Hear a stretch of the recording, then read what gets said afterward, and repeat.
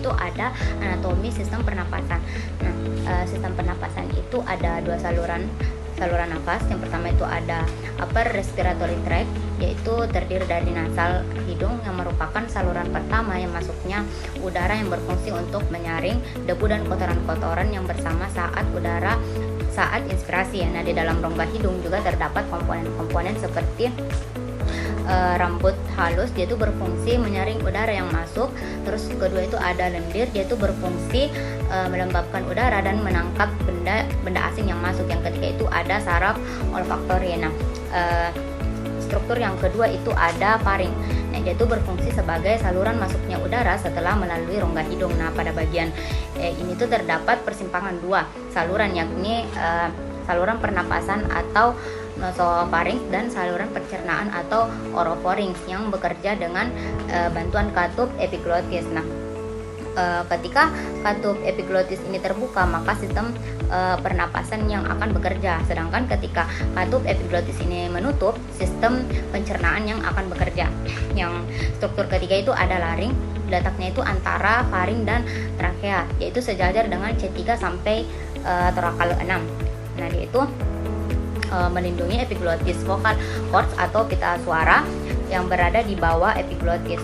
Selanjutnya itu ada saluran nafas bagian bawah atau lower respiratory tract, yaitu terdiri dari trakea yang memanjang sejajar mulai dari C6 sampai TH5, tempat percabangan dua bronkus kiri dan kanan yang disebut karina tracheostomi. Nah, pada bronkus itu merupakan cabang dari trakea. Nah, pada bagian ini itu udara hanya numpang lewat saja. Jadi struktur bronkus ini menyerupai trakea tetapi lebih sempit. Terus struktur yang kedua itu ada bronchiolus. Nah, di bronchiolus itu merupakan cabang dari bronkus. Nah, pada bagian ini itu udara hanya numpang lewat saja melalui paru-paru. Bronkus ini itu berjumlah 3 lobus di paru-paru bagian kanan dan 2 lobus di paru-paru bagian kiri. Struktur selanjutnya itu ada alveolus. Nah, alveolus ini mempunyai cabang yang disebut alveoli. Pada bagian ini alveoli itu terjadi pertukaran antara CO2 dan antara O2 dan CO2. Baik, jadi cystic fibrosis ini itu merupakan salah satu jenis penyakit genetika yang menyebabkan lendir di dalam tubuh itu menjadi kental dan lengket. Hal ini itu dapat menyumbat saluran-saluran di dalam tubuh. Nah, akibatnya dia itu akan menghambat beberapa organ, terutama paru-paru dan sistem pencernaan. Nah, normalnya kan lendir itu cair dan licin. Nah, pada orang dengan penderita penyakit cystic fibrosis, yaitu lendirnya akan padat dan juga lengket.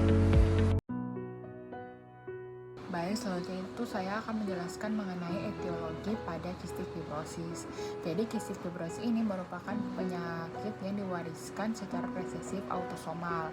Nah, gen yang bertanggung jawab pada kelainan atau penyakit ini merupakan gen ESFTR gen, yang itu artinya transmembrane conductor regulator glikoprotein dan terletak pada kromosom ke-7. Nah, gen ESFTR ini membuat protein yang mengontrol perpindahan garam dan air di dalam maupun di luar sel, yang mengontrol garam dan air di luar sel di dalam tubuh itu.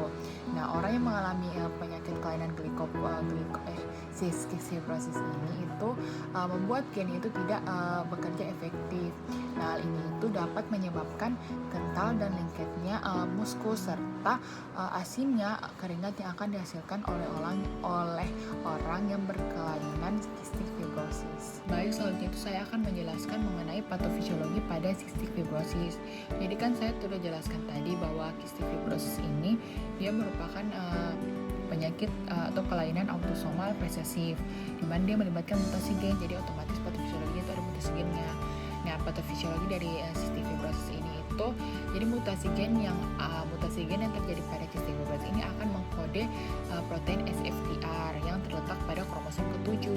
Nah, mutasi ini akan menyebabkan kelainan terjadi terganggu atau disfungsi pada SFTR-nya, yaitu pada kanal klorida yang diatur oleh CMPA. Nah, kelainan atau disfungsinya tadi itu akan menyebabkan kelainan pada transportasi klorida yang diatur oleh C4 tadi, kan dia terganggu, jadi terganggu juga transportasi kloridanya. Jadi transportasi klorida itu merupakan tempat melintasnya sel-sel epitel pada permukaan mukosa.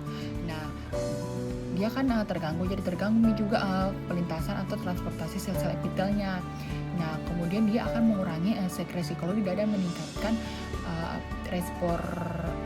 reabsorpsi natrium yang melintas di sel epitel kelenjar ekskokrin.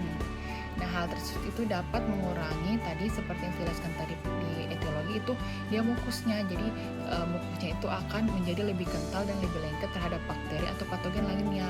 Dan juga dia akan mukusnya ini juga akan lebih kental pada saluran pernapasan, pankreas, saluran cerna dan juga kelenjar keringatnya tadi itu. Kenapa itu kelenjar keringatnya itu tadi itu asin. Dan ini merupakan hal ini tuh jadi mukus pada daerah yang saya jelaskan itu akan sulit dibersihkan sehingga resiko infeksi atau inflamasi pada pasien cystic fibrosis ini semakin tinggi. Baik, gejala cystic fibrosis itu terbagi menjadi 6. Yang pertama itu batuk berkepanjangan yang menghasilkan lendir tebal atau dahak. Yang kedua itu hidung tersumbat. Yang ketiga itu mengi pada bayi atau suara nafas yang mirip siulan bernada tinggi seperti ngik-ngik. Yang keempat itu sesak nafas atau nafas pendek. Yang kelima itu anak mengalami pneumonia, sinusitis atau infeksi paru-paru yang berulang. Terus yang terakhir itu ada polip hidung atau daging kecil yang tumbuh di dalam hidung. Komplikasi yang terjadi pada cystic fibrosis terbagi menjadi 9. Yang pertama itu ada sinusitis, yang kedua itu bronkistasis, yang ketiga itu pankreatitis, yang keempat itu polip hidung, yang kelima kelabing, yang keenam prolaps paru, yang ketujuh itu prolaps rektal, yang kedelapan penyakit lever, dan yang kesembilan itu diabetes mellitus. Yang pertama itu sinusitis disebabkan oleh produksi mukus yang berlebihan sehingga menutupi dan menginfeksi sinus. Kalau bronkistasis itu bronkus akan teregang dan membentuk kantong-kantong ketika terkumpul mucus. Mukus ini adalah tempat berkembang bakteri yang sangat berpotensi yang menyebabkan infeksi paru. Terus infeksi ini akan lebih merusak bronkus dan jika tidak diobati bronkistasis dapat berkembang menjadi penyakit parah termasuk gagal pernafasan. Terus yang kelabing ini biasa terjadi karena tidak adanya perpindahan oksigen dari paru-paru ke aliran darah. Prolaps rektalnya itu batuk persisten atau penekanan mungkin dapat menyebabkan jaringan rektum yang timbul keluar. Terus diabetes mellitus ini hasil dari progresif fibrosis yang merusak kelenjar eksokrin yang menghasilkan insulin.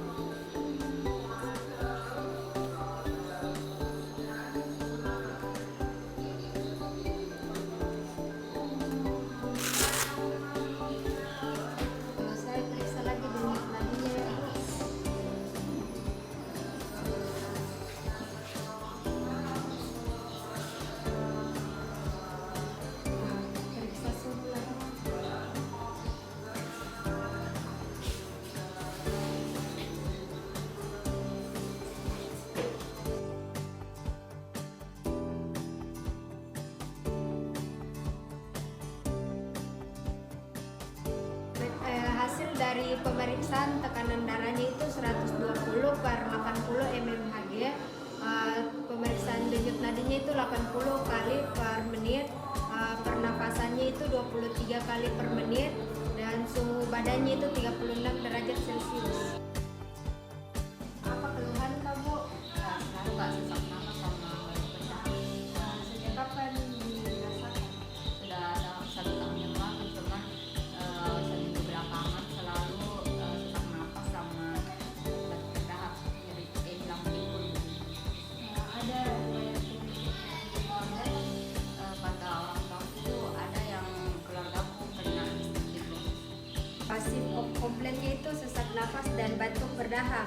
History of takingnya itu keluhan sudah terjadi pada 1 tahun yang lalu, sering timbul dan hilang. Tepatnya 1 minggu yang lalu pasien batuk dengan dahak yang banyak sehingga menyebabkan sesak nafas, terlebih pada malam dan pagi hari. Sudah ke dokter dan dirujuk ke fisioterapi. Orang tua pasien merupakan carrier dari gen resesif CFTR.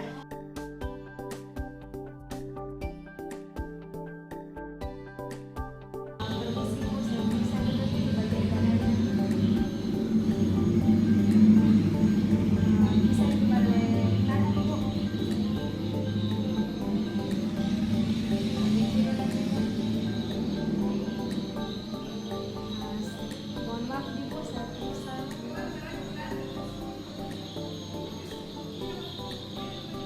Coba lawan tahanannya Bu.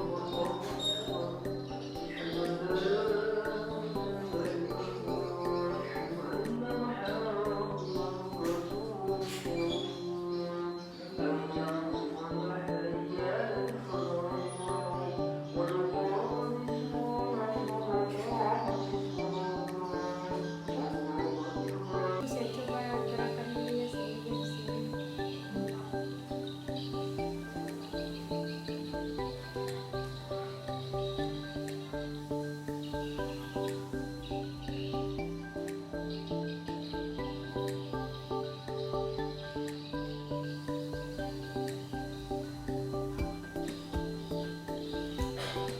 Ibu, nanti lawan tahanannya.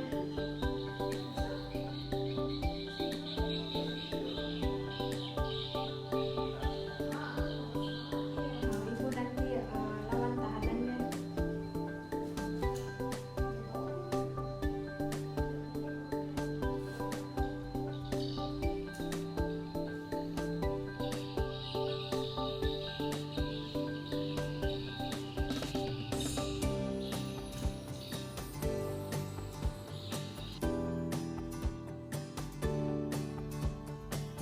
Restriktifnya itu yang pertama limitasi ROM-nya itu tidak ada.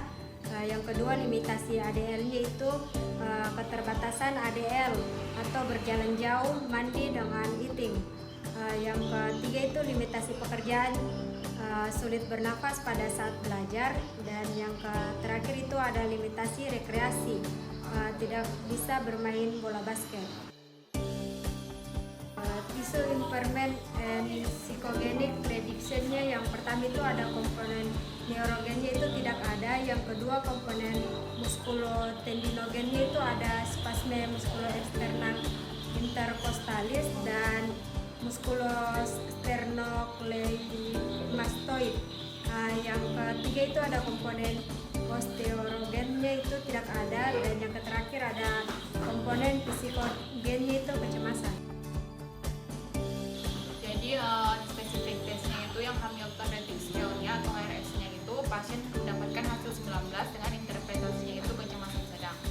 Jadi selanjutnya itu spesifik tesnya itu ada Born Scale. Jadi Born Scale ini itu untuk mengetahui itu apakah sesak nafasnya itu tingkatannya jadi sampai yang biasa saja sesak nafasnya sampai mengganggu.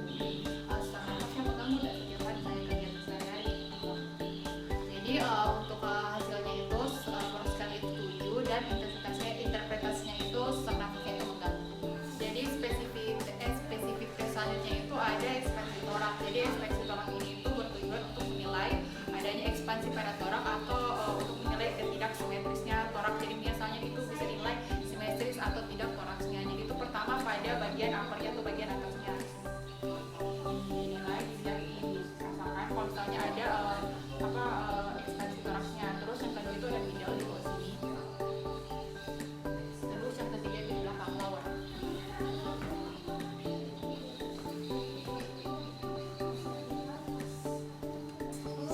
Jadi untuk hasil tes dari ekspansi toraksnya itu ada ketidaksimetrisan toraks pada upper toraks pada segmen apikal anterior.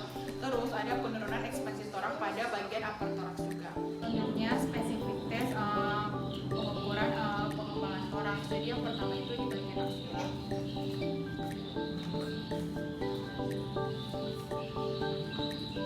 Jadi kita suruh pasien itu untuk menarik nafas,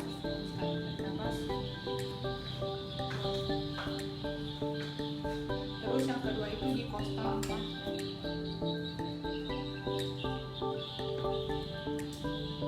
Sama juga kita akan membutuhkan itu untuk menarik nafas.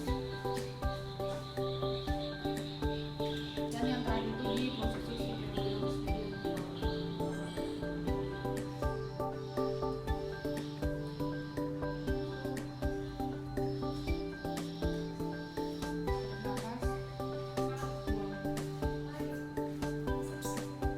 Hasilnya itu pada bagian aksilanya itu selisihnya itu 1 meter, terus di bagian kosta 4 dan itu juga selisihnya 1 meter, terus bagian proses CPDO-nya juga selisihnya itu 1 meter. Spesifiknya itu ada pemeriksaan vermiculus. Jadi kita akan jadi peserta itu akan menggunakan tangannya atau di tangannya di bagian upper, middle sama lower, terus sambil mengucapkan 99. Jadi pertama itu di bagian upper, terus di bagian middle-nya, terus di bagian lower.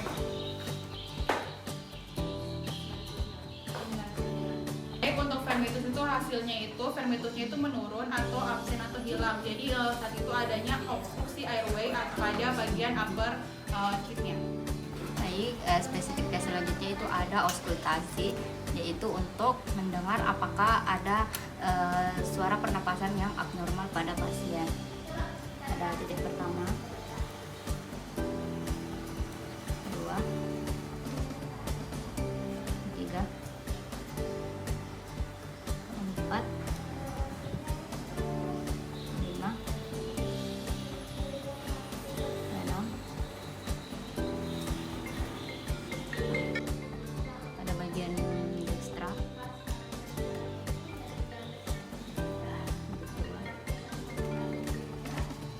ketiga, keempat, lima, enam. Pada bagian posterior titik 1, titik 2,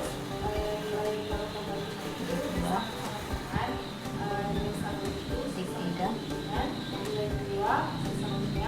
keempat, titik 5, titik 6,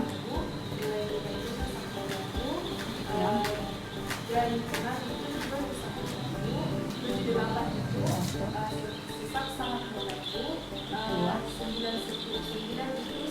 tiga, keempat, titik 5, titik 6. Jadi untuk hasil auskultasinya itu terdengar bunyi pernapasan yang abnormal, yaitu terdengar bunyi ronchi pada paru kanan upper lobus anterior segmen. Baik, selanjutnya itu ada yang namanya perkusi. Nah, pada batas kiri itu di pertengahan klavikula, kalau di batas kanan itu ada di sternum. Batas bawah ada di kosta 4 dan 5, batas atas ada di kosta 2.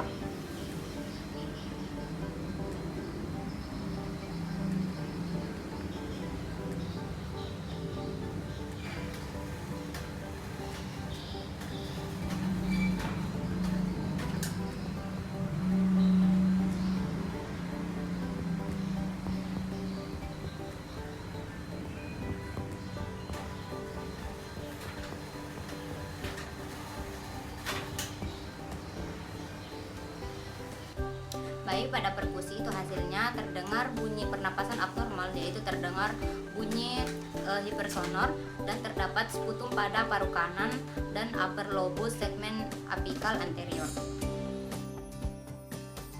Jadi diagnosis fisioterapinya itu pada pasien itu gangguan pola pernapasan akibat sesak napas serta batuk berdahak karena penumpukan sputum pada upper lobus segmen apikal anterior. Untuk problem fisioterapinya yang primer itu sesak napas, yang sekundernya itu batuk, terus penumpukan sputum, kelemahan ekspansi torak, dan spasme otot. Sedangkan untuk problem fisioterapinya yang kompleks itu keterbatasan ADL. Intinya yaitu tujuan fisioterapinya. Yang pertama itu tujuan jangka panjangnya itu mengeluarkan sputum, terus yang kedua mengurangi sesak napas, yang ketiga memelihara mobilitas toraks, yang keempat mengurangi spasme otot. Terus untuk tujuan jangka panjangnya memperbaiki dan mempertahankan pola pernapasan normal dan pasien mencapai fungsi paru-paru yang maksimal. Problemnya itu kecemasan, terus modalitasnya itu komunikasi terapeutik, dosisnya itu frekuensinya itu 1 kali sehari, intensitasnya itu pasien fokus, type-nya itu motivasi, dan time-nya itu 3 menit. Jangan khawatir Bu, akan sembuh penyakitnya. Ikuti saja arahan dan latihan-latihan dari saya. Problemnya itu sesak nafas, terus modalitasnya itu breathing exercise, terus dosisnya frekuensinya itu setiap hari, intensitasnya itu 7 kali repetisi, type-nya itu force leg breathing, time-nya itu 5 menit. Begini nih Bu.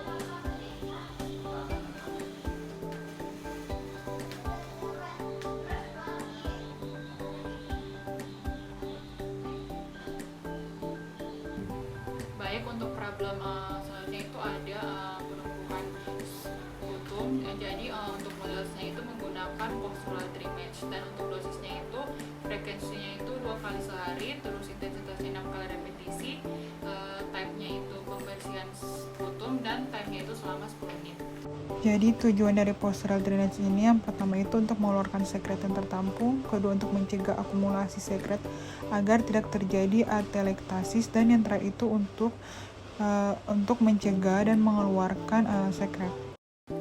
Problemnya itu spasme otot, terus modalitasnya itu exercise terapi, dosisnya itu frekuensinya 1 kali atau sesi terapi, intensitasnya itu 3 kali repetisi, 8 kali hitungan, type-nya itu stressing, time-nya 10-15 menit.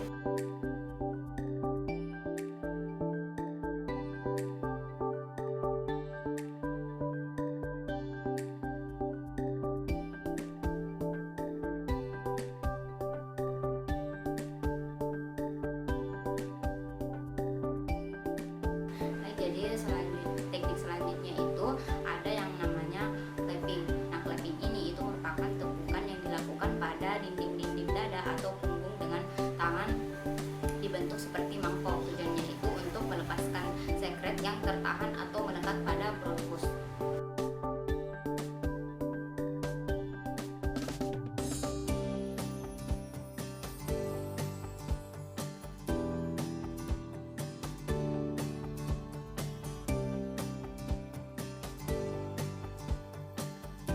Jadi teknik selanjutnya itu ada vibrasi. Nah, vibrasi ini menggunakan kompres dada menggerakkan sekret ke jalan nafas yang besar. Nah, vibrasi ini itu dilakukan hanya pada waktu pasien mengeluarkan nafas. Jadi ketika pasien sudah mengeluarkan nafas, kita beri kompresi.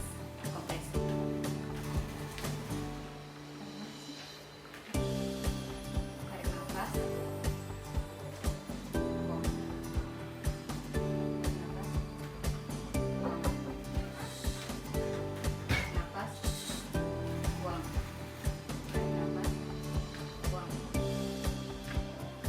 Jadi selanjutnya itu ada batuk efektif. Ini merupakan suatu metode batuk yang benar di mana pasien dapat menghemat energi sehingga tidak mudah lelah.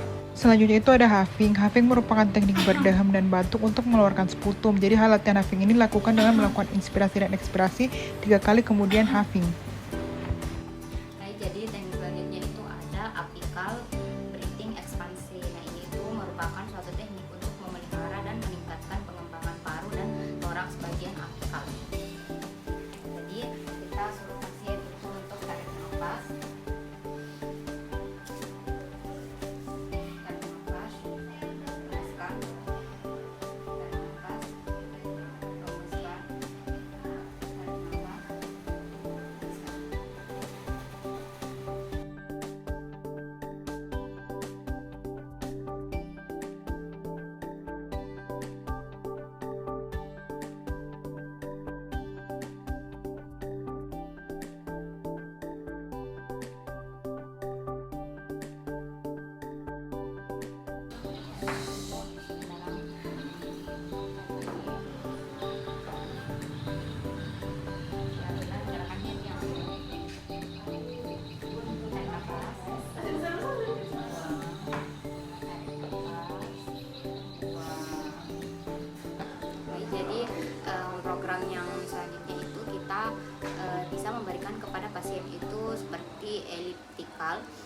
berlari, skipping, sepeda, berjalan, berenang, tentunya dengan batas yang wajar.